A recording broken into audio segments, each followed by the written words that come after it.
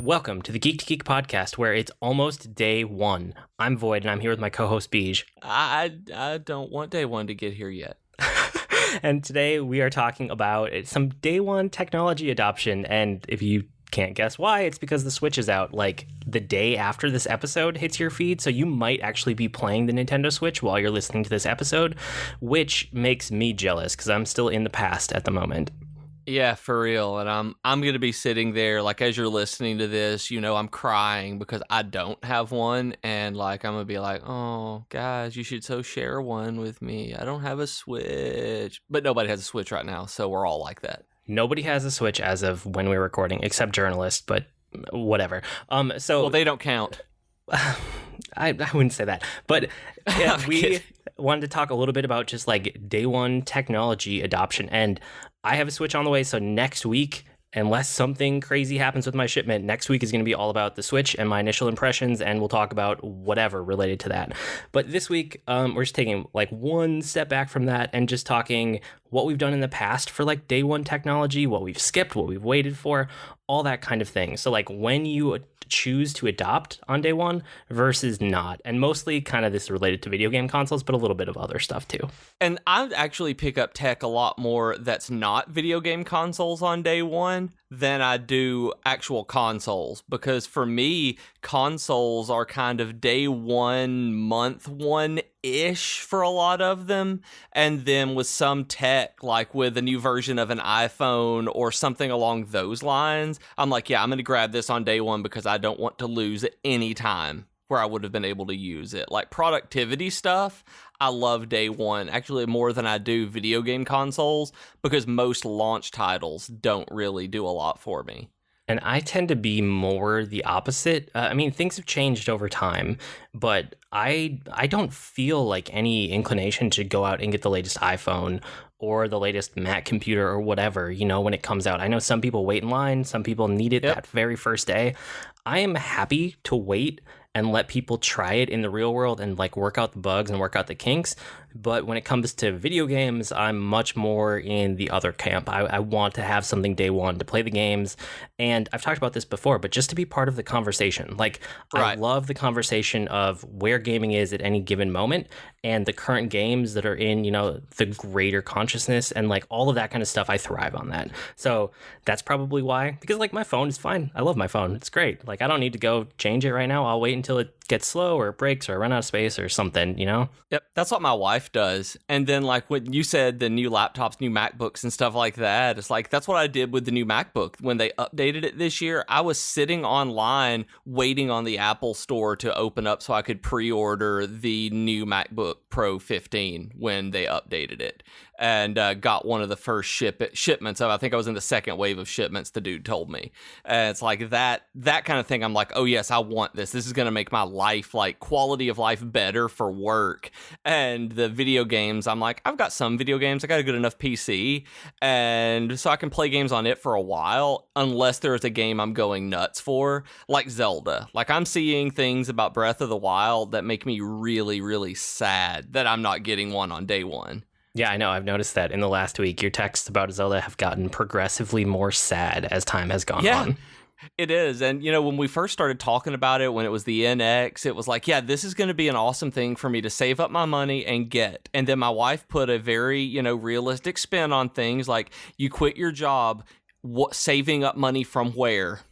And it's like, that's a very good point. We have to have food in the house. So as, you know, the full-time employment has kind of drifted down and I've been doing more of the just picking up contracts, the Switch has actually not been a monetary possibility. But with a prospect of a new staff position somewhere that I can't say anything about, but I'm super excited and I may know more about it by the time you guys are listening to this. If it comes through, I'm going to be able to buy a Switch. So cross your fingers, you guys. Yeah, whereas like for me, I got unexpected Christmas money in an amount that I wasn't expecting. So that was like, okay, that is for the Switch right there. And then right after that, I got a full-time job. So it's like I'm kind of in the opposite situation where I'm like, oh yeah, I can actually, it's weird. I can actually plan ahead my finances again. I haven't been able to do that for 3.5 years because freelancing, you never know when your invoices are going to come through and when projects are going to land and how long it takes for people to pay. And now I can actually have like paydays amaze me, guys. You get paid the same amount every 2 weeks. That's crazy. Like it's just insane, and I am not at all used to it yet. I'm excited because at least I know, because of my primary client right now is actually where my wife works. I'm being contracted out there. And so I turn in my invoice once a month, about 3 days before, at the end of basically every other one of their pay periods. So I know that I'm getting a paycheck every month from that. And because they're very on top of it with their accounting. So it's like, I know that as of this recording, I'm getting paid in 3 days. So that's really, really nice. And like the last 10 years, I've been on a monthly pay schedule with my job. So this is not a change, just a numbers change rather than an actual logistics and budgeting change, like when it's coming in. So it's nice. Yeah, it's really nice to find clients like that. Okay, but let's get into like what we've actually picked up on day one. Right. So for you said it was a lot for a long time, right? And then the more I thought about it, it wasn't actually day one. It was mostly like month one-ish for a lot of it. Because like the 360 I got, it came out. My friends had it for about a month or so. And then I grabbed it because they were completely sold out. So as soon as I found one in stock, I bought it. The same thing happened with the Wii. And I would have been day one on the PS2, but I had been saving up my money for a PlayStation 2. And it came out during my senior year of high school, and that was in 2000. It was in 2000, I think, or 2001. I honestly don't remember. That was the year I was in high school, though, or senior in high school, and I was dating a girl from Wyoming, and I lived in Tennessee, and 15 years ago, God, that was longer than that, 16, 17 years ago, it was not okay to date people from the internet. So I had saved all this money for a PlayStation 2, and I flew my girlfriend out from Wyoming to Tennessee to go to my senior prom. And I had to make the decision on whether it would be her or the PlayStation 2. And so I chose to spend that money on her. I eventually got a PlayStation 2, and looking back, I probably could have, I don't know. I actually had a really good time. Glad she came out. I can't even say that. It's like, looking back, I made the right choice, but that would have been day one, and the Dreamcast was day one, and that was by far the best day one console I've ever gotten. That and the Game Boy Advance SP. Nice. Yeah, for me, I was thinking about it, and really, it was like when I was in high school, but I was making money. So right. It's in that time of your life where you don't have like any expenses whatsoever. So all of the money you make is just disposable income. And that's really what lined up with like all my day one purchases that I can remember. Because before that, it was like I would get stuff at like Christmas or for birthdays or whatever from my parents. And then when I got to that age, it was like GameCube, Game Boy Advance, PS2. I'm pretty sure that I got a PlayStation Portable on day one. I think I got the Xbox 360 on day one also. And all of those were like from that, high school into college, like before all my college debt started mounting. And then I went, oh, wait, I should actually put this money towards that. But the first couple of years of college, where it was just like all of my money that I was making was just disposable income. So I could dump it into whatever. And then after that, once I got far enough into college where I realized, hey, I should throw this money towards college and debt, and then you get out into the working world and suddenly you have student loans to pay and you have to pay for an apartment and, be an adult. And that's where I stopped doing day one for a while until like last year when I picked up the Vive. That was my first real day one purchase since I've become an adult. So it didn't even happen in my 20s. I think I was just turned 30 right around the time I got the Vive, something like that. But it was around that same time, yeah. Yeah, thinking back, it's just like, money is fine in high school and then the start of college, and then like 20s, money is tight, man. Yeah, 20s was the same time for me when all that was going on. After that, it was like, man, nope, I'm freezing packs of bologna. I'm not going to be able to buy a PlayStation. It's just not in the cards. How did, you said as an adult, the first one was the Vive, and, you were super excited. How do you feel about it right now? Are you glad you picked it up on day one, or do you wish you had waited? I don't know. I have mixed feelings about that one in particular, just because like the experience is amazing, but I still can't figure out a way to fit it into my life consistently. So like I don't get the system out a lot, but it's like VR is real and it's here and it's what we always dreamed it would be, and I can't diminish that either. So I don't know. I don't have a good answer. Yeah, I was just curious, just thinking about that, because it's some of the day one stuff. It's super easy to be super excited for a while and then let it kind of fall off in the excitement and never touch it anymore. And then some of it's like, nope, I was so glad I picked that up on day one. I'm still using it. This is my daily driver. I use this every single day. And I think that's kind of why I like the productivity tech more than video game tech, is because my life right now, and especially in my 20s, it's been like I have more time to use the new shinies than I do the video games. And since I'm a PC gamer, a lot of my tech has been like brand new graphics cards or something along those lines. So I would pick up graphics cards on day one as soon as I could find them and have them released. So I mean, that's kind of like a video game console, but for so long I've been a PC gamer, predominantly it's hard for me to actually remember that that's video game stuff too.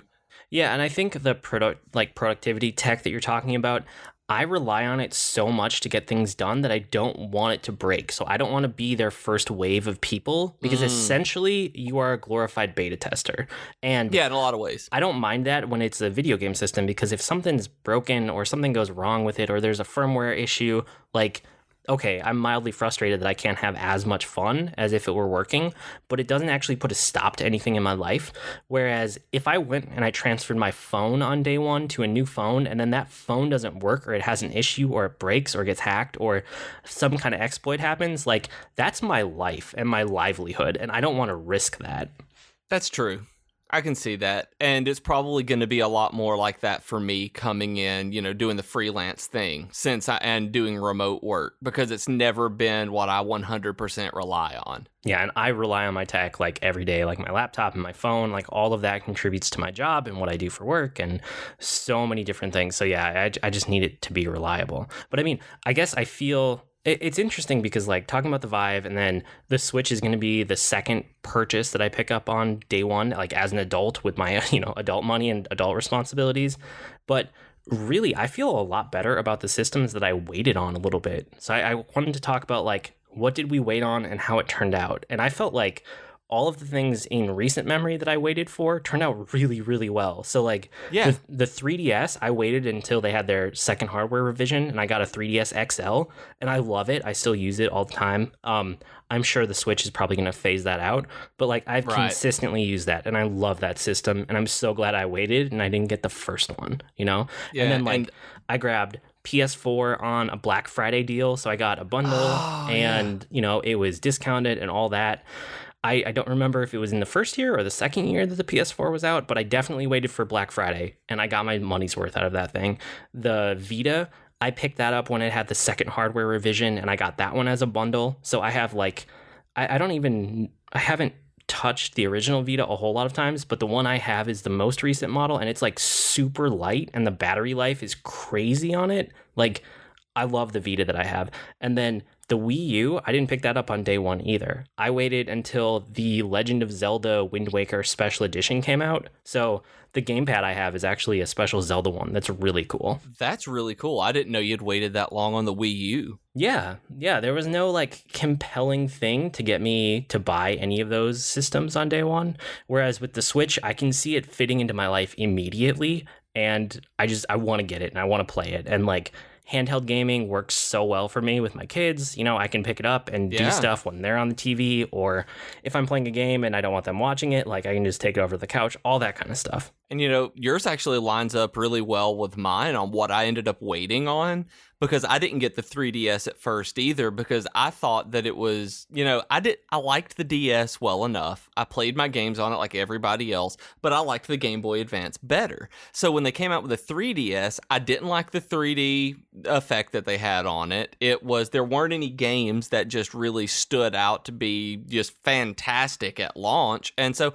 I waited until the 2DS came out, and I didn't even get it for me. I bought it for my wife for her 30th birthday when she wanted the 2DS to play Scribblenauts and some Lego games on.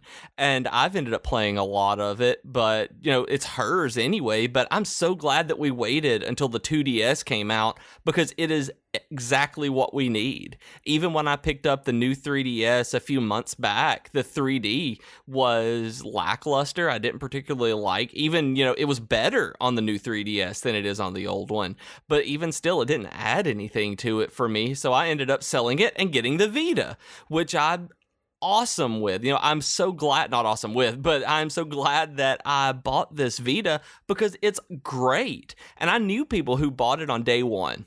And I played the Vita on the day one. One of my students brought it into the resource center I was working in, and it was cool. But again, there weren't any games on it that were fantastic. The augmented reality stuff that it was doing was neat, and then I got bored of it by that afternoon. And when he brought it in again a few months later, it was just like, yeah, there's that thing. And then talking to you, I realized where the value was in it. And that's where I've been playing it. And I'm still waiting on Cosmic Star Heroine to be able to play on the Vita. I'm super excited for that still, and I haven't heard anything about it in so long. So hopefully that'll come out soon, because I really want to play it on the Vita. It should be out soon. I was actually a Kickstarter backer for that, so I get all their updates. It's in the final push. It'll be out soon. Is it? Yeah. Awesome. That makes me really, really, really happy, because I've been meaning to ask them on Twitter, because they're really responsive and just haven't. But that's one of the reasons I'm holding on to the Vita right now, is to play it, because I may sell the Vita after that and end up putting it toward a Switch eventually, depending on how money works out. But I also waited on the PS3. Did I ever tell you the only reason I have a PlayStation 3? No. Well, I didn't have one for a long time. I wanted it, but I couldn't justify it because I had an Xbox 360. And I was playing all of the games on it that I wanted. I had Dragon Age, Mass Effects, all of this stuff. And I still played mostly PC games. And then but we used the Xbox 360 as our media center. Like, it was our DVD player. Everything was great. We didn't have an HD TV. We didn't need a Blu-ray player or anything at all. And then my Xbox red ringed. And this was like 6 or 7 years after I bought it. Never had a problem with it. And it was a first generation, like first month of production Xbox 360. No problems out of. Got hours and hours and hours of daily use through college and after marriage and all this. And so it finally died. Had a friend fix the red ring, and then it would last about 15 minutes, and then it would die and red ring again. And then I could get about 15, 20 minutes again, and it would die and red ring again. I could just had to keep restarting it. So I threw it on eBay with like the 10 or 15 games that I had, and I sold it for the exact amount that I needed to buy a PlayStation 3. We decided to get it because we knew we were going to get a Blu-ray player soon, or we were going to get an HD TV soon. And so we just went ahead and bought the PS3 to use as a media center and gaming platform, and basically just traded a broken Xbox 360 for a brand new in-the-box PS3. And I even told the guys on, whoever it was I sold it to on eBay, I was like, this is what it does. I had it fixed, but it turns off. And they still paid that much for it. And so I was like, awesome, give me my PS3. And I'm super happy with it. Nice. Yeah, for me, the PS3, I actually didn't pick that up until it was like basically dead, because like so many games came out, just like this generation, so many games came out on the 360 and the PS3, and I always had a 360. So I played them all on there. And then when the systems were like super cheap, because the system's been basically dead for a couple of years since the PS4 came out. Like, I got my PS3 after my PS4, and I got it for super cheap. I got it on a Black Friday deal. I went and I picked up all the exclusives that I wanted to try from over the years, played them all in about 6 months, and then I've just used it as a media player upstairs. And then eventually, when I upgraded our downstairs Roku, I moved that old Roku upstairs, and then I put the PS3 in the closet. So that is probably my least used system, was the PS3, which is kind of funny. But that is kind of funny. okay, I do have an Xbox story since you mentioned Red Rings, and I don't think I've told this one before on air anyway. Do you know that I had 5 different Xbox 360s? No, I don't think you've told me about this. Okay, so I picked up the 360 on like basically day one, right around day one, and it red ringed out of the box. So I took it back the next day and returned it and said, give me a new one. And luckily they had them. So I got a new one, just, hand over the old one. They gave me a new one that I made them test and show me that it turned on right there without red ringing. And then I did something that I never do with gaming hardware. I bought an extended warranty on it because I figured if day one I'm having red ring issues, this system might not be stable. And this is what I was talking about with like, you're basically a beta tester if you're getting stuff on day one, right? So I did that. And then my system lasted about 1.5 years, and I had like a 2 or 3 year warranty on it, and it died. And then by the time I took it back, they had like Black Friday deals or something going on. So I exchange it. You like the way the warranty worked, I think it was at Best Buy. You turn it back in and they give you store credit for the price of the item. And then you use that store credit to buy a similar item. And the price had fallen. So I got a new one, but they let me keep my controllers and stuff. So I got the new one and I put an extended warranty on that with the money that I had left over from that like gift card they gave me. And I did that a bunch of times. I had 5 different Xboxes that way. I never paid for anything on day one. I just kept returning it every time it broke and got a red ring, and I got a new one. Wow. I mean, that has to be annoying, but at the same time, you kept getting the upgraded hardware because they kept putting out new versions of that system. And every time they would let me keep my controllers, and almost every time there would be a new bundle, so I would get a couple free games out of it. Yeah, so that's, that the extra warranty really did pay for itself on that one. Yeah, they rarely do, but for the Xbox 360 at that time, apparently it was the right way to go. Yeah, it was. That's awesome. That makes me happy for you. Just looking back, it's like, awesome. Good job, dude. Cool. So I want to talk about like, how do you decide like what to pick up on day one? Did you have any thoughts about it? Like when you make the decision one way or another? Honestly, the reason I didn't put any in the notes tonight on there is because it pretty much lined up with what you put in. Okay, because I don't really have mine then. Yeah, I don't really have any specifics that do it. It's like a gut feeling, kind of like you had ended up putting on there. It's just like gut feeling and money, because if it's a brand new first generation something, I'm going to wait on the second generation. There is very rarely something these days that I'm going to be like, hey, this is an entirely new kind of product. Give it to me, because the second generation is generally always going to be better. Kind of like I said about the Vive, like when they make it, what it's going to be and realize where it's going to be, I'm sure I'll grab one. Same for like the iPhone. I ended up getting the first generation iPhone when it was new, but it was because I had to switch providers and I had a Palm Trio.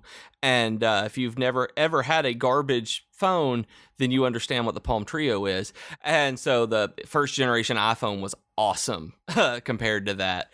And just stuff like that. It's like but most of the times just like looking at it and being like, do I really need this? Is this going to be worth the money and in the time investment that, would I spend a lot of time with this? Yeah, and like you were saying about hardware revisions, like if you don't really feel compelled to get it on day one, like you're not going to use it right away, you're not super excited for it, a lot of the time you are better off waiting for that second hardware revision. Like, I mean, the Game Boy, the DS, the 3DS, all of those had a better second version that came out not too long after. And even now with consoles, like the PS4, now we have the PS4 Slim and we have the PS4 Pro. And with the Xbox One, we have the Scorpio, whatever they're going to end up calling that when it comes out later this year. But that's coming. So it's like, if you didn't buy them on day one, usually that second version is better. But I mean, if there's games you want to play, if you're passionate about it, if you're super excited, like I am for the Switch, sometimes it makes sense. But yeah, like you're saying, really like, does. I wrote down in here, it's mostly like a gut feeling. And then also it does come down to money, but I was thinking about it more and more, and like gaming is my main hobby. If I plan ahead, I can get money for a system. I can save it up and have it there in time. Like systems don't suddenly appear overnight. We have huge warnings before they come up, months and months. We know when the release date's going to be. And like I've never been someone who goes out and has like a huge nightlife, especially now with kids. But even when I was in college, like Yeah. I didn't go to bars and spend like ungodly amounts of money on drinks. And I have friends that do, people who are my age, that they spend more money at bars in a week than I do on video games in a week, right? Like that's their main hobby. This is my main hobby, and I'm spending less money. So like, I guess I find ways to justify it, but I also think that it's kind of, I don't know. No, I'm the same way. Like, I see stuff like that I do is like, this is the stuff that I'm going to spend my money on. That I'm like that with running shoes. It's like, this is where I put my money. I'm going to spend $150 on a pair of shoes every 4 to 6 months, sometimes every 2 to 3, depending on how much I'm running. And that's what I spend my money on, though. When I have extra money, when I do this, that is because that's my hobby. That is my focus and where I'm putting it. It's the same thing with games and systems or any other kind of tech. If that is what is the most important thing to you for you to do with your disposable income, there is not a thing wrong with that. Because, and I have a hard time thinking about people who spend more money in bars than you do on video games, because it's that's so not part of the culture here where I am, that going out like that is not so much of a thing here. And I know it is in lots of other parts of the country, but you're absolutely right. You pick what you're going to spend your money on, your disposable income on. Yeah, I mean, I have friends who, they were kind of into the bar culture in college and they just never stopped. And, Yep. A lot of other people have kind of like eased off over time and they go out less and less, but they still go out. And I spend zero money in bars. I spend zero money on expensive alcohol that's overpriced in places that I don't even want to be in the first place. So Exactly. It's like, I save so much money by not doing that kind of junk that, yeah, it's no big deal for me to like save up and get the system that I want, that I'm going to have a ton of fun with. So that's part of the consideration. But I guess like I think through other things too. I think like, am I going to use it right away? Am I buying this on a promise that later it will be awesome? Or am I actually buying it to play something right away? So like for the Switch, I'm gonna play Zelda on day one, and then I'm gonna pick up some multiplayer games. I don't know exactly what yet, maybe Bomberman, maybe, I don't know, but I'm gonna play some multiplayer games with my kids. Like I have a couple things that I'm gonna play right out of the gate, and then there are things in spring and summer that I'm definitely picking up, and then there's another handful of games that I know I will pick up by year end. So it's like, okay, there's a big check mark for me, and then. Like we kind of mentioned before, do I see it becoming a positive and consistent part of my life? Like, do I think I'm going to keep using it, or is the novelty going to wear off? So one, in this circumstance where I got excited for a little bit and then I realized it was hype and it wouldn't actually fit my life, is the Apple Watch.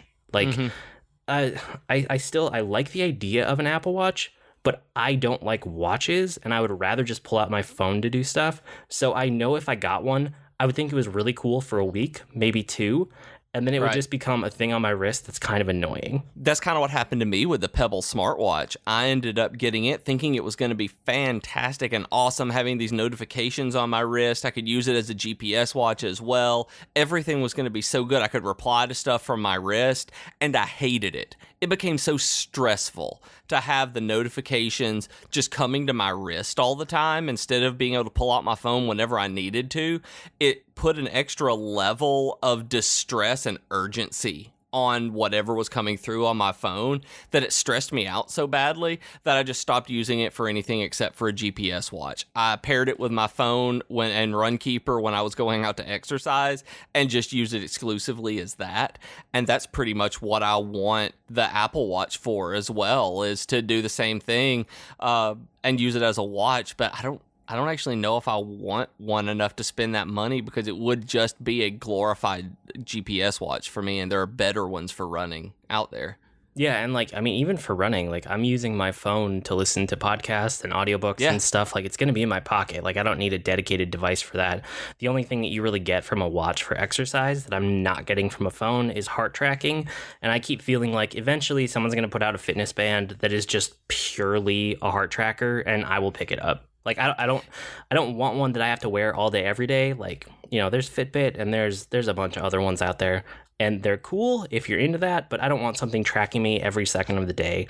I want something I can slap on and be like a heart rate monitor just when I'm running. And I mean, that's kind of what my GPS watch is now, actually. It is a GPS watch and it's got a heart rate monitor under it. Like, that's what it is. So it's really, really helpful for me. And I liked the Pebble doing that because I'm the kind of person who doesn't like audio announcements for distance, that I want to keep up with my current pace as I'm going to adjust. So I like the constant feedback for the exercise, but I absolutely despise it when I get texts on my wrist.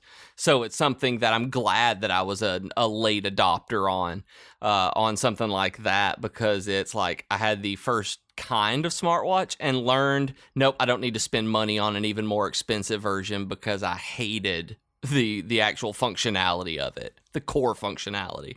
Yeah, and there might be something longer term that changes with smartwatches that convinces me, but like in the foreseeable future, it's going to be something that I look at every time I wander into an Apple store or I'm browsing, and I go, yeah, that would be cool for a little bit, and I just can't justify it. Like, I'm not going to get enough out of it. So it's like, I pretty much know what would make a smartwatch make me actually buy one. Is the only way that I would really do it is if it totally replaced my phone in every way. That if there was something where I didn't have to carry the phone and it was fully functional, then I would, and be able to do everything I do on the phone, I'd be cool with that. But the screen being so small, all that, you wouldn't be able to use it as a media reader, but really completely independent of everything else is the only thing that I can see making myself do it. Yeah, I would hate that. I love the big screen on my phone, and I don't know, maybe next time I upgrade, I'll go to like a plus size and get a giant one. I don't know. It's so nice right now. I gotta say, I thought I'd hate it, but man, so nice. So cool. Good. I mean, so I guess the main thing is like, it's kind of a gut feeling when you decide to pick up something on day one. Mm-hmm. And then the other part is just like, at some point, you just have to pull the trigger if you're excited enough about something, Yep. It's for you. And like, other people will disparage anything you decide to pick up. You can go on Twitter, you can go on the internet, you can go on Reddit. You can find someone who tells you you're an idiot for picking up something anytime you pick it up. Yes. But it's all about like how you feel about it. And I'm just like, I'm psyched for the Switch. So I did want to talk a little bit about the Switch, because we're still kind of speculating and we're kind of in this excitement mode, and it's not out yet, even though it might be out by the time you guys listen to this. I hope so. So this, like I said, this episode, it will hit the feed if all goes as planned, which it should. It'll hit the feed the night before the Switch comes out. So how are you feeling? Because I have a lot of thoughts, but I'm the one getting it. So I want to know how you are feeling at the moment. Like, what do you mean? Like, how do you feel about the Nintendo Switch, like, less than a week out? I am, like, crazy excited to hear about it. It's something that I hope lives up to the hype that I've set for it in my mind. Like, me, I go up and down on things. New shinies grab my attention and I move away. And the more I've heard specifically about Breath of the Wild, the more I've been excited about the Switch itself as a console, because I've thought about what it can do later on. Because right now, the only game I want to play on it is Zelda, and that is a system seller for me. Like I said, if this job comes through and I have the extra money, then yeah, I will be grabbing one to play Zelda. But for the most part, I'm just excited to see what people say about it. And I don't really care if people say that it's terrible, because they said that the Wii U was terrible, and I know a lot of people who really like it because of the games that are on it. So I think that it's just going to be another Nintendo thing that we're going to deal with some silly stuff like we had talked about before. But I'm really excited to see what happens and what they're able to do with it down the road. The end of this year, I'm sure I will buy one, or at least get one for Christmas, if nothing else. That's cool. Yeah, I mean, I love Nintendo games. I have picked up every Nintendo system. Even if I didn't get it on day one, eventually I got it because I love Nintendo games and I can't bear to miss out on them. They're such a core part of what I enjoy gaming. And I also couldn't live without... Wii U is the only one I didn't get, actually. You say that, I'm like, the Wii U is the only Nintendo system I've never bought. Yeah, and I also couldn't get by without all the third-party and indie titles that I love. I love playing games on Steam. I love stuff on PS4 right now. They all contribute to a whole. But again, gaming is my main hobby. I love it. I'm super passionate about it. But a key part of that is also Nintendo. So I know I'm going to get it at some point. And For this one, I'm super excited because, again, I'm picking up on day one. I haven't done a whole lot of day one the last few years because money gets tight in your 20s, and I'm prepping for it to show up at my door on Friday. It'll be home by the time I get home from work, hopefully. And but can we talk for a second about, I love that Nintendo releases stuff on Fridays now. Have you did you know this? I know you don't keep up with new releases the way I do, but Nintendo's been doing this for about a year and a half, maybe 2 years now. It's since around the time of like the new 3DS and around the time of the Wii U, like halfway through the Wii U life cycle, they started releasing their new games on Friday. I didn't really notice that. No, I knew that the mobile games were released on Friday instead of Tuesdays, but I never really paid any attention to what about the systems, games, anything like that. No, I had no clue. So traditionally, new games and new movies would always come out at retail on Tuesdays because Tuesday is historically the day that is the worst for retail business. So people would release new stuff to get people into the store. So it was kind of a good deal between publishers and retailers. And that's how it was in brick and mortar stores. But we are moving more and more away from brick and mortar. I mean, I'm all digital these days. Like, I don't pick up physical copies of games. And Nintendo finally caught on to, like, why are we doing this? Let's release it at a time where people can actually enjoy it. So all of these working people who, you know, you can pick it up on Tuesday, but then you still have to get through your work week before you can get to the weekend. And these days, it's just like, it comes out on Friday and you get to play it on Friday night and then all weekend and enjoy your brand new game, or in this case, your brand new console. And I just think it's so cool. That makes yes, I never thought about it, but yeah, it makes a whole lot of sense because I know me and a lot of other people, probably a lot of you listeners out there, have either called in sick or taken off of work when a new expansion or game came out that you were really wanting to play. Goodness gracious knows the number of times that I have skipped school, skipped classes, stayed up all night for a World of Warcraft expansion or something along those lines.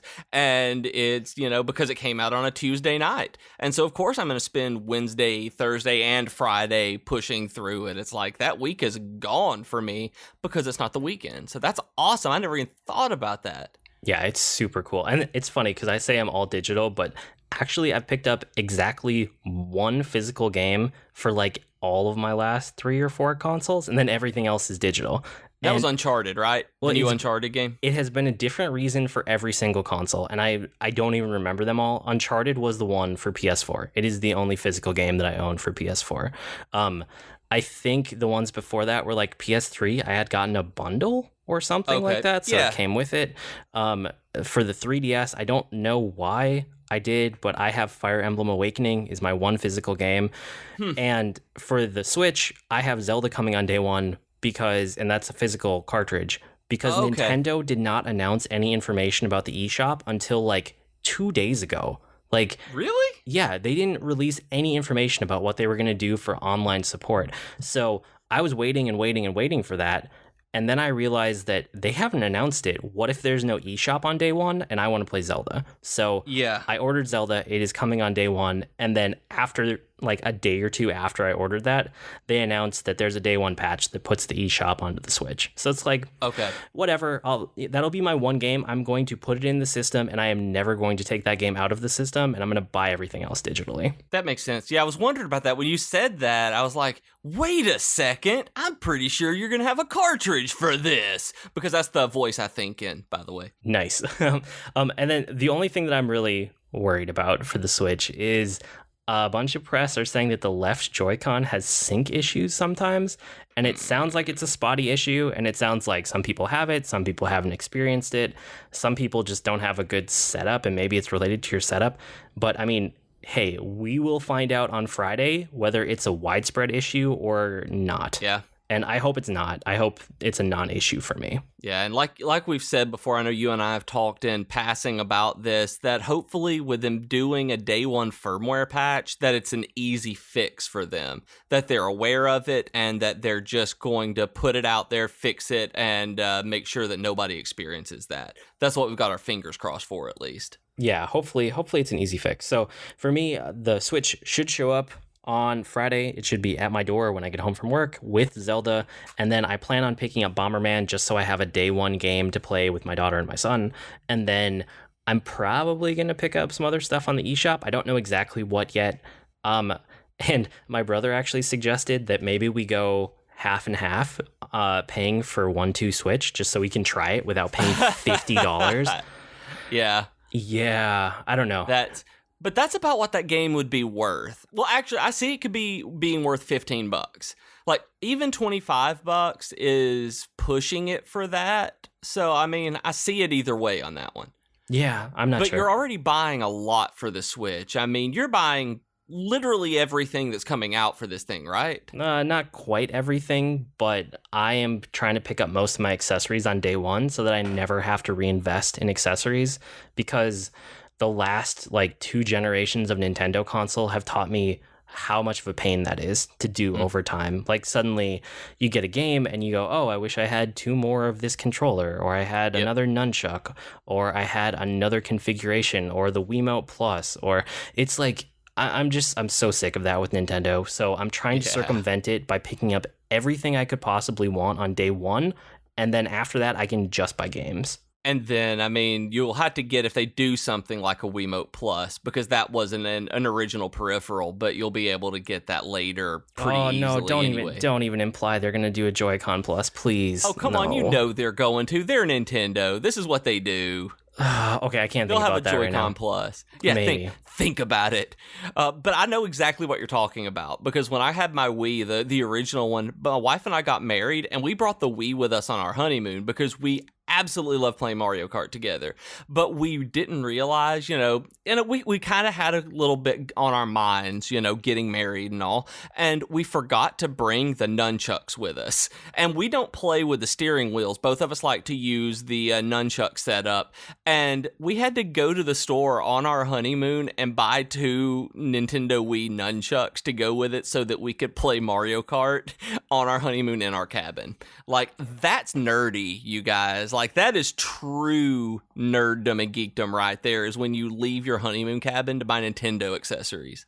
With that, it's probably time for our geeky offer of the week, which you have this week, right? I do. And this week, you guys, this is the Geeky by BJ and Nintendo Switch offer of the week. I have audiobooks, you guys. They're on Audible. Did you know that? Well, now you do. I have 3 audiobooks on Audible called Birthright, Lineage, and Legacy. They are a trilogy of books called the Technomage Archive. You can get them for free by looking up my name, BJ Keeton, Keeton, and when you go to audibletrial.com/geek2geekcast. You will get my awesome audiobooks, and you'll be contributing on buying me a Nintendo Switch. Apparently, BJ is a radio announcer suddenly. With that, I was a DJ when I dropped out of college one semester, and I was a DJ on Saturday nights for that. And Jennifer, every time I tell her that, she's like, "You had a radio show called BJ and the Kids on the Square?" And I'm like, "Yeah." She's like, "Who are you?" But yeah, I did. I don't even know what to think of that, but it's time for Weekly Geekery right? now, and it's where we share what we've been geeking out about this week. What do you have for Weekly Geekery? Not in your radio voice. I'm sorry, I've made myself tickled now. I did finish Paper and Fire. Finally, you guys can hear me stop talking about it because it is super awesome. Paper and Fire by Rachel Kane. The only thing that I don't like about Paper and Fire is that I can't read the sequel to it until June or July when the 3rd book in the trilogy comes out. So that's the only bad thing in my mind about it, is that I can't finish the series. But I loved where it went. I love all of the stuff that happened, and I got to see things that I didn't think I was going to get to see until book 3. So that made me really happy about it. That's a really good book. It's super good. And I didn't actually realize going in with this trilogy that it's actually young adult. And because I didn't expect that from you, and then I'm like, oh, cool, this is young adult stuff. And so I was really cool. I thought it was really neat that you liked that as much. Well, I like good young adult novels. I don't like trash ones. Okay, that's fair, because this one is super good. You guys will all like it. So you can go to audibletrial.com/geek2geekcast and listen to Paper and Fire as well. No, but seriously, I started playing Darksiders 2 because I want Breath of the Wild so badly. And I know that may sound a little bit weird, but actually my audiobook narrator, CB Drogi, and one of my buddies, Bobby, here in town, and I were talking about it, and they referred to Darksiders as Zelda for adults. Since I'd picked them up on Humble Bundle years ago, I had the HD remasters in my Steam library already, so I installed and started playing Darksiders 2 because it installed first, and it's really fun. Like, it plays like God of War meets Legend of Zelda. Like, I'm having a really good time in the very, very small amount of spare time I've had this week.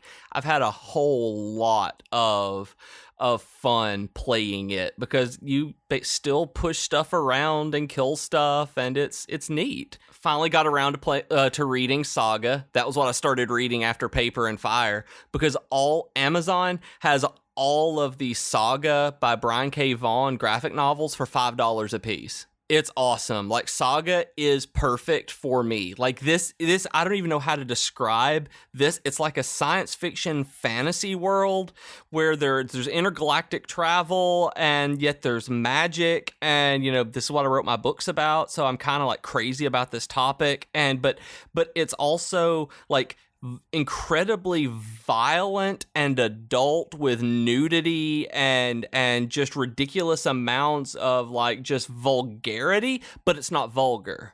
That's the thing. It's weird. Like, you would see these pictures and scenes out of context and be like, why would he put that in there? And then you look at it, it's like, oh, that's character development. I see what you did there. And like, this story is so good. Like, I've been reading one trade a day since I started this. Like, I stayed up late last night to make sure I finished the third trade, and tonight I'm buying the fourth one and gonna read it just because it's so good. I can see why you love it. I thought it was okay. Like, yeah. I didn't think it was great. I thought it was okay. It's fine. I picked up, I think, the first 3 volumes or trades or whatever you want to call it. Okay. And yeah, I read them all within, I think I just did it in one day. I just had time one day, and I read 3 volumes of it, which was like, 30 issues or something? And yeah-ish. Yeah, something-ish around there. And it was fine. It's magic and sci-fi. Everyone always wants to do magic and sci-fi together, and that's what it was. It was okay. But I love the characters. Like, I love the feel of it. That there's something about this one, about Saga, that the dialogue is so well written, and that it's clever and makes me giggle. And I like books that are written being clever, that someone chose those words, that Brian K. Vaughan chose those words specifically for those words, not just to say something and move the story along. It's like they chose these, it's like poetry. Every word matters, and I feel like writers like Brian K. Vaughan choose every word deliberately. And I think that's why I like this so much, is because I can see his hand crafting those words as opposed to just putting them on the page. That is sounds fair enough. Really pretentious. I know a lot of people love Saga, and I'm not surprised that you're one of them. I don't think it's bad. I just don't think it's like as amazing as most people. Yeah, and I get that. I totally see why you don't like it as much. Like, I do. I really do. And then, you know what I've been really nerding out about? Like, I never thought this was a thing. Erasable ink pens from Japan. Like, a lot. Like, I read a lot about erasable ink pens this week. Like, it's crazy. Like, there's a lot of them. And like, my friend, I told you about in December that he got me this journaling planner that I've been using. Yeah. He also got me an erasable pen. And it's really nice to have an erasable pen in your planner because things change. So you don't actually have to pencil things in. You use a black pen or blue pen or whatever, and it's nice. And you can erase it because it uses friction to do it. And I needed more colors because I have so much going on right now that having all black text on black in black grid has made me actually not be able to read some of my notes as well. So I started doing some research about these pens, and it turns out Did you get a pink glitter pen? No, I didn't. I did not get a pink glitter pen.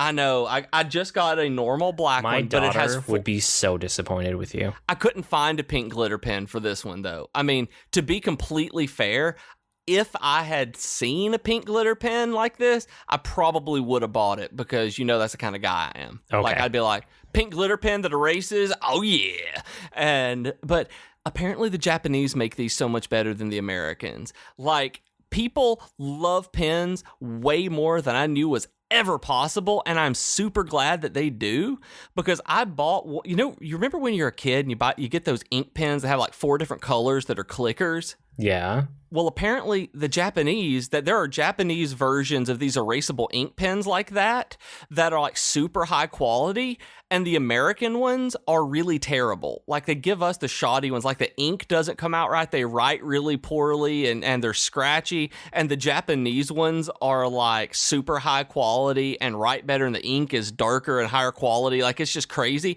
So I bought a Japanese erasable ink pen after reading a lot of erasable ink pen blogs over this week. Like, sentences I never thought I was going to say, but I'm really glad that I did. It's like, this erasable ink pen from Japan has made my life better. And it's like, man, I'm an adult.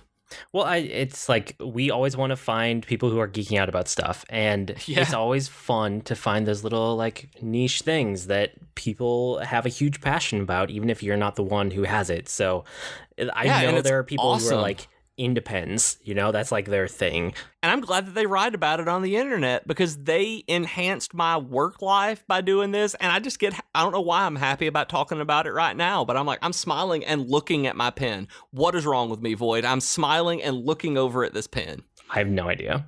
I think I'm having a nervous breakdown. No, I'm kidding. But I got you, dude. No, and as of this recording, I put up a new short story collection on Amazon.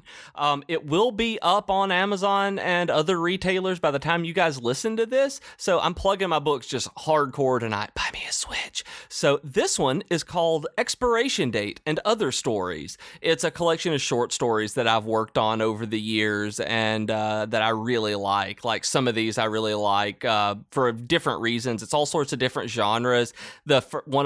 The expiration date itself, that's the title story, is a post-apocalyptic, my take on a post-apocalyptic story, and just other things where I have a little romance stories like puppy love, and I've got a demon like kidnapping, and some gangster stories and organized crime stuff. Just a whole slew of different things. But if you know me and you like my writing style, you may like something in there. So pick it up and buy me a Switch. But it's brand new, so yeah, I really would appreciate you looking at it and dropping a review on Amazon.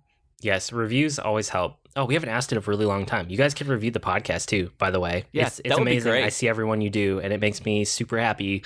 And for some reason, you have to like go into iTunes and search for us as if you've never heard of us, even if we're in your podcast feed. But if you do that, you can leave a review, and it makes us super happy. Okay, for me, my weekly geekery, I just finished like minutes before we started recording. I finished Empire's End by Chuck Wendig. You know this book, right? Yes, I actually have it on Audible now, that I just haven't been able to sit down and listen to them. The last two in the series. I did my typical thing when I really want to get through a book. I was reading it at night, and then I was listening to it during the day and in the car, and when I'm, making lunch for my kids and making dinner, like all that kind of stuff. I was splitting my time between the two, and I just finished it, and it is fine. I feel the same way about it that I felt about the rest of this Aftermath trilogy. It's really good contextual information for Star Wars, which is why I'm glad I read it once. But I just don't like the writing of this particular author, of Chuck Wendig. It just doesn't click with me. Even by the end of the trilogy, I just finished this book, and I've been with these characters through 3 books. I don't care about any of the main characters. Maybe there's one that I kind of care about, and that's out of a crew of 6 people or 7, something like that. Just, I don't know. I failed to make a connection with the characters, but it's really cool to get the context, and they do interact with some of the main characters from the series. Han is in this one, Leia is in this one, so is Mon Mothma, and Empire's End, I won't spoil it, but it's obvious from if you've read the other ones, Empire's End is all about the Battle of Jakku and the lead up to it politically and from a military standpoint, and then how the Battle of Jakku happens, and then the immediate fallout of it. So it's really about the end of the Empire, and then it kind of sets up some of the stuff for the First Order, which obviously will come into effect when you get to episode 7. Oh, cool. Like, that's actually the interesting part of it for me, is to see how it leads into The Force Awakens more than how the Empire ended. Like, I want to see more about that interim period that we don't know as much about right now. Yeah, and I'd be interested to see what you think once you do read it, but Yeah. didn't you kind of feel the same way as me? Like, the main characters, the new characters that this author created just didn't really do it? Yeah, I didn't really care that much about them. I like Ray Sloan, and like, she's really cool, but I liked her because I knew about her from A New Dawn. And any of the ones that Wendig came up with, I mean, they're fine. Mr. Bones, I like him. He's fun. He's he's a battle droid that wants to kill people, and kind of like, he's awesome. He's a murder bot. Yeah, Murderbot. That's a good one. And like, I like other Chuck Wendig stuff though. Like, his solo work that's not Star Wars is great. Like, I really like him on Twitter. I love his blog at terribleminds.com. I really, really like his like Blackbirds trilogy, I think it's called. His Atlanta Burns books that start with Shotgun Gravy is really good.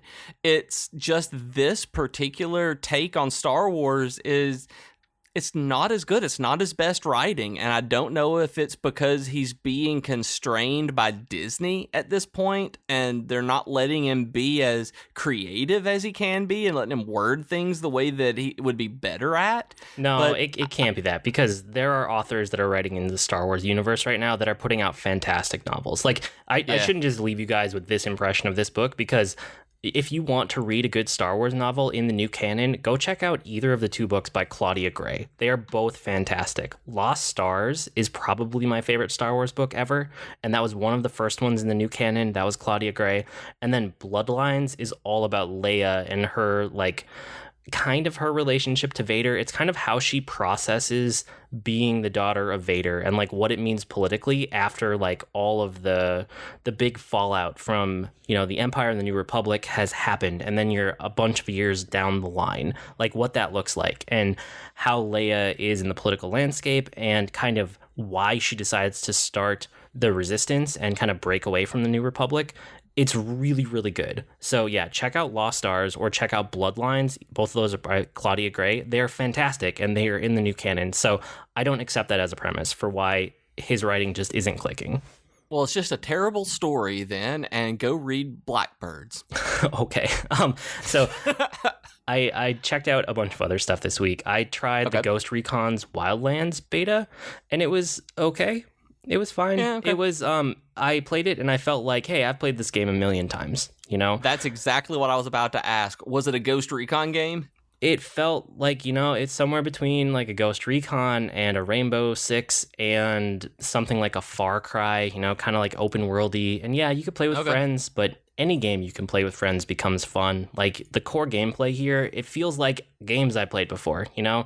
It's like The Division or like a past Ghost Recon game. Like, there's nothing all that interesting to write home about. It's fine. Like, if you want that game that it looks like from the outside, it is exactly what you are going to get, and you will be happy with it. But I'm not in the mood for that kind of game at the moment. And that's totally fair. And then I checked out the Mabim Bam TV show, which is My Brother, and Me. And that is like one of the funniest podcasts on the internet. It's a comedy advice show by three brothers, and I've talked about them before. They're the same guys from the Adventure Zone. They just launched a TV show on CISO, which is one of those like small streaming networks. It came out last week. So the TV show it's like a direct extension of their podcast. So if you like their podcast, you should probably check out the TV show. I got a free trial on CISO, and I watched all of the episodes before my free trial was up, and then I just canceled it. But even if you go and you buy a month, it's only like $3. It's not like the cost of Netflix or Hulu. It's like super cheap.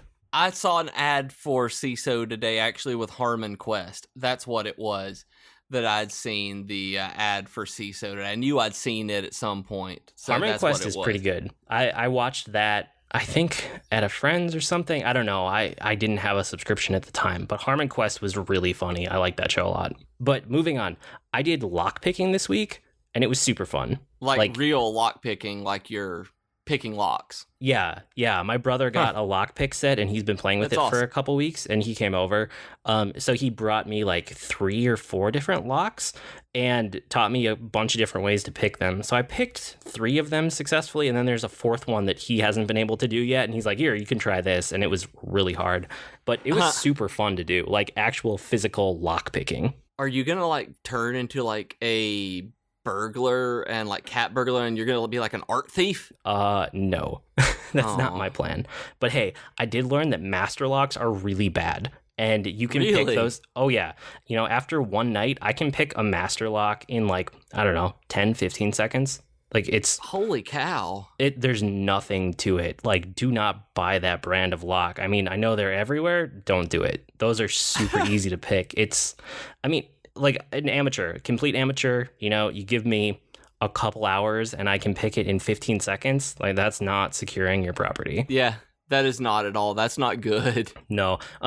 I picked up a new game called Talk, which is from the Name of the Wind series, the King Killer Chronicles. I don't know if you remember it. Okay. So they actually made that game as, I don't know if it was a Kickstarter or a fundraiser or something, but it's out there on Patrick Rothfuss's website now. So I bought it and I've been playing it with my daughter. It's kind of like an advanced version of tic-tac-toe, but a lot more interesting than that makes it sound. That's really awesome. Like, I did not know that they had made that. I'm gonna have to go check that out. That makes me so happy. Yeah, it's kind of like you're trying to put your pieces down to make a path across the board, but you can set your pieces up on the side and make a wall and block people, and then you can put your pieces on top of other pieces, so you can make stacks that increase in height, and then you can like pick up those stacks and drop pieces as you move them around. So the basics of it, like you start playing and you're like, this is kind of like tic-tac-toe, and then you suddenly start to see, oh, there's a lot of depth here, even though it's one of those games that's super simple to learn, but could take like a lifetime to master. Wow. Yeah. And then, do you remember when I talked about maybe digitizing my DVDs? Oh man, those pictures you sent me, there were so many DVDs. I digitized our whole collection, and I actually found out that I had bought so many of these like in HD in a format that I could download already that I didn't have as many to digitize as I thought. Like I took all of our DVDs off the shelf, and I realized that there's only like maybe a fourth of them that I hadn't already rebought and had ready to go on my server. So yeah, I grabbed all of the ones that I didn't have already. They're all on the server, and we're just gonna like donate all the DVDs. We thought about selling them, but they're not worth anything now. It's DVDs. They're not even Blu-rays. I can get about $1 a DVD at a yard sale around here, and so I've made probably about over the last year maybe $700 or $800 at yard sales just on the DVDs I've had. Yeah, I can't get that much for them around here, so I think they're just going to get donated so I don't have to throw them out. Yeah, makes sense, because they take up a lot of space. They really do. I'm so glad to get those out of my house. So yeah, I was doing a bunch this week. I had to do some professional development at work, and they had us take a couple personality tests. Okay. And I realized that I never talked about how much I love personality tests. Have I ever told you this? No, but I love them. Like, Jennifer and I talk about it all the time. Like, that's something that whenever there's something that comes up, I am all about looking into it. So I'm a psych minor, and when you're a psych minor, there's like one class you have to take, and then after that you get freedom. They're like, whatever, take X amount of 300 and 400 level classes. That's all we care about. If you're a psych major, you got to do like their whole program in order. It's dumb. It's not dumb. I mean, if you want to be a psych major, then you actually have to go and become like a master's student and then like a PhD. And there's a whole thing that I didn't want to do that. So I chose a different career path. But I've always loved psychology. Like, I geek out about it. I'm passionate about psychology. So that's the minor that I chose when I was in college. And I just got to pick and choose whatever classes I wanted, and I took every single one of like the developmental and personality classes because I just find them so fascinating. So I've taken so many of these before, but this week reminded me how much I love them. So like I already knew my Myers-Briggs type, which what is it? Mine? Yeah. Oh, I'm an INTJ. Okay. Yeah, you Google that. It'll pop up, guys. You can find out all about me and why I am the way I am. And yeah, and I know I love the Myers-Briggs stuff because mine ended up changing. over time that I used to be an INFJ a bunch and really lined up, and now it's ENFP completely. That I've completely and totally changed personalities over the last 5 years. Yeah, I could see. That sounds like a much better fit for you, that newer one that you did. Mine has not changed ever, so I'm very consistent. The Myers-Briggs is a really, really cool test, though. I mean, it is. Compared to so many others, because like when I took the classes for it, it was interesting because you would take a personality test and then you would bring the results back. You would talk about the results and like how the scale is supposed to work. And then you would immediately turn around and the teacher would tell you why it was a horrible personality test and all of the problems with it. And so as you worked your way through the class over the course of the year, they got better and better. So it was kind of like tracing personality tests through time. And that's really cool. Yeah, only when you got towards the end did you do the Myers-Briggs, because it's the one that's like one of the best and it's the most consistent and it's still held up as a really, really good personality test. Yeah. So I did that this week again, and I'm the same thing. And then I also did a Strengths Finder, which was interesting. Yeah. I had never done that one before. I've done things with Strengths Finder. Like, I bailed on that day of professional development a few years ago when we did it. And so I never got mine, but I've heard a lot of the presentations, and one of my friends is a certified Strengths Finder facilitator or whatever they're called. And so I know a bunch about it, but I never actually did it myself, and that makes me really sad. Yeah, I really, really liked that one. It was interesting. And like, I looked at the results and I'm like, yep, that's me. You nailed it. You got me. But I like other things like this too. And I realized that this was probably a good answer. Like a bunch of podcasts ago when someone asked us about like the fringes on what we like, and just this whole area of like development and like personality psychology. And like, I get into things like zodiac signs. Like, they're not at all accurate, but I love them anyway. And like compatibility questions and like compatibility quizzes and like how different personalities click together and work together and have relationships together and like all of those kind of things I geek out about. So I thought that I should bring it to your attention while it was still top of mind. See, and I'm the same way. I don't particularly like the zodiac sign thing. Like, I'm not even interested in it because I find it so hokey. But did you ever do the love languages? You ever hear about the 5 love languages? Yep, that one's a really good one. It's really good, and it is scarily accurate. Like, I listened to a podcast that Gretchen Rubin did on the Happier podcast, and when she and her sister were talking about this, it made my marriage better. Because my love language tends to be someone verbally telling me that I'm good. That if you affirm to something to me verbally, I can believe it, and I'm good, and I go down the road. And that's how I get validation, and I'm shown love. And Jennifer is a touch person. That, you hold her hand, you rub her back, you cuddle up. That kind of thing is her love language. And so listening to this podcast, they were like, it doesn't matter if you speak your love language, you have to learn how to speak the other person's. And just having that alone, it was like, so I would make sure that when we were in the house that I would like stroke her arm or her hair and like just put my hand on her back or something like that, and it brought us closer together. Just one of these tests did make my marriage better by looking at it and seeing how to put it into action in my life. And someone breaking it up like, yeah, it doesn't matter what yours is, you need to make sure that you're doing it for the other person. I'm like, holding my wife's hand has made my marriage better. And it's like, I love personality tests and stuff like that. Yeah, that's one where if you are in like long-term relationship, you should take that one because it's super insightful. And you might take it and be like, oh yeah, I knew this already, which is fine. Yep. But things might come up and you go, oh, I should start paying attention to that because it can make a huge difference. And my wife and I got an inside joke out of it because the lowest one for both of us was gift giving and gift receiving. Yes. So every once in a while, we're just like, if the other person's upset or having a bad day or whatever, it's like, would you like a little gift? Because we know that that's not at all either of our love languages. So it's just funny, and it almost always gets the other person to laugh, which is super fun. I think my lowest was service, like one of those things, like just doing something for me. While I appreciate it, that's not something, and Jennifer's the same way. It's like, it's not one of those things that just makes our lives better and know that somebody loves me. Like if you go and you clean the dishes for me, you do the dishes, I'm like, cool, thanks for doing that. I don't have to do it now. And I just go about my business. I don't take that kind of thing so personally. So that has been something that we've both learned from it and to interact in our marriage. It's like we know that's not how the other person is going to, that we're going to be able to communicate with them by doing that. Yeah, it's really cool. So anyway, if you guys want to tell me about a personality test I might not have heard of, please send it my way because I will gladly take it. I love that stuff. And make sure you tag me because I'm super interested in it. Not like Void is, but I want to know about these too. Yeah, do it. Seriously. We'll always make the subreddit thread too. That's maybe a good place to catch them. Yeah. Should I even talk about this last thing? Yeah, if you want to. We should be able to. Guys, I had to buy a car.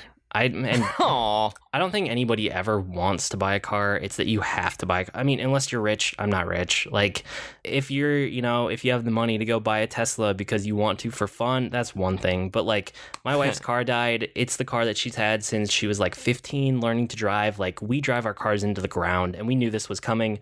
So we had something happen to her car, and I looked at it and looked at the Blue Book value of the car and the repair, which wouldn't have been a huge repair at all. It was a really minor thing, but it would have cost more than the Blue Book value of the car. So we had to go get a car. And luckily we had done the research like 9 months ago because we knew this day was coming in the next year or two.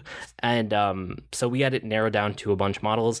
And we looked, and we ended up with an electric car. So I have an electric car now, and it's super cool. I really like it. Yeah, I don't know. I don't want to go on and on about a new car, but like, it's not new. It's like I buy cars when they come off of lease from people because I'm not going to buy a new car. I'm not made of money. Right. You buy a used car that's in really good condition, and that's exactly what we did.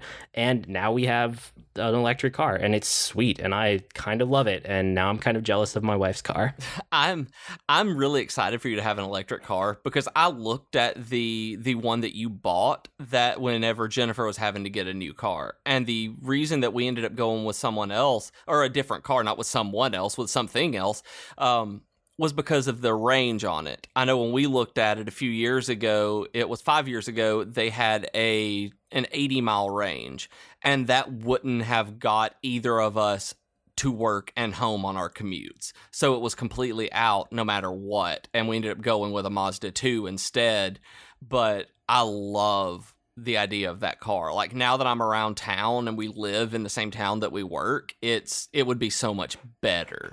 Yeah, and we definitely talked about all that kind of stuff before we got it, like, the range consideration, and it fits really well. Like, if it was your only car, it would be different, but I mean, I have, a normal just gas car. It has really good mileage, no big deal. So for our second car, which would be my wife's primary car, to be an electric one, it made a ton of sense, with the errands she's doing and the commute she has and like where she's going around the area. Like, she doesn't usually go far, and if she does have a day where she has to go a really long range and she doesn't have time to charge it, like, we can just switch cars for the day because both of us like both cars now, which wasn't true before with her old car. Yep, that's exactly what happened with us. I know that feeling because Jennifer wore hers into the ground, and I hated driving that car. And now it's just like, yeah, we'll drive whichever car we need to for the day. Yeah, it's super cool. It's nice. It is. And I'm actually, I think one of my weekend projects this weekend is going to be installing a level 2 charger in our garage so that it can charge in like 1/3 of the time. And I think that'll be make a big difference too. How long does it take to charge now? So right now, if you ran it to zero battery, which we don't do, but I mean, if you ran it to zero battery and you do the level 1 charger, this is one that you can like, it comes with the car. It's the one that you plug into an outlet in your house. Like any outlet around you, look around in the room you're in, that's the kind of outlet this goes into. It takes between 10 and 12 hours to get a full charge. Oh, okay. The level 2 charger, when you step up to that, it's between 3 and 4 hours. And again, this is from zero battery. Like, you're not usually running it down to zero battery. Yeah. And then there's another thing that you're not even allowed to install in your house. You can only get it at like the commercial grade charging stations that are called quick charging stations, and it takes a completely different plug. Like, there's 2 different plugs on the front of the car to charge it. Level 1 and level 2 charger use the same plug. Then the one for the quick charger is just massive, and that thing will take you from 0 to full in like 30 minutes. Shoot. Yeah, it's supposed to be bad for your battery if that's the only thing you do, which they're like, don't make it a habit. But if you're out and about and you need a quick charge, it's really convenient, I suppose. I don't actually know if there are any quick charge places in my town. Yeah, I mean, that's another consideration. It depends where you live and what your commute is like and how much your area supports electric cars and all of that kind of thing. Like, we talked about all of it. But yeah, we have an electric car, and so far, so good. And I really like it. I mean, we just got our first bike lane here. Like, progress. Yeah, you live in a different place than I do. Like, it's so different. Like, I was so proud to see it, but I'm so mad we don't have bike lanes. Like, a lot of us are complaining about that in town now. So within the next few years, we'll get some. But electric car stuff, just not in this area. It's also so much further out that we drive so much more in the south that everything's so spread out that a lot of people can't do an electric car just because of range, too. Yeah, I mean, I could have Urban commutes is that much are easier, yeah. Yes, sometimes. I mean, it depends which way you go from where I live. Some ways are long distances between things, and then other ways you go into the city. So, True. Yeah, it's suburban life. That's the way it works. Cool. And with that, I think that's about it for this week. You can write to us with comments, suggestions, or feedback. Our email address is geek2geekcast@gmail.com, or reach us on Twitter @geek2geekcast. We also have our longer discussion threads on our subreddit at reddit.com/r/geek2geekcast. And I promise, unless something catastrophic goes wrong, next week will be about the Nintendo Switch and some initial impressions of the games, too. Which I'm really excited about because I'm going to be asking a whole lot of questions. And so if you want to get email updates about any of our network's podcasts, you can sign up at geek2geekcast.net and tell us what shows you want updates about. I blog at agreenmushroom.com, and you can find me at grnmushroom. That's green mushroom without the E's on Twitter. And I'm on Twitter as @Professor Beej. That's Beej with 2 E's. And I blog and podcast at geekfitness.net. We've been Void and Beej with your Geek to Geek podcast. That'll do it for this week. See you next week, geeks. Bye, guys. Buy me a Switch, buy me a Switch, buy me a Switch.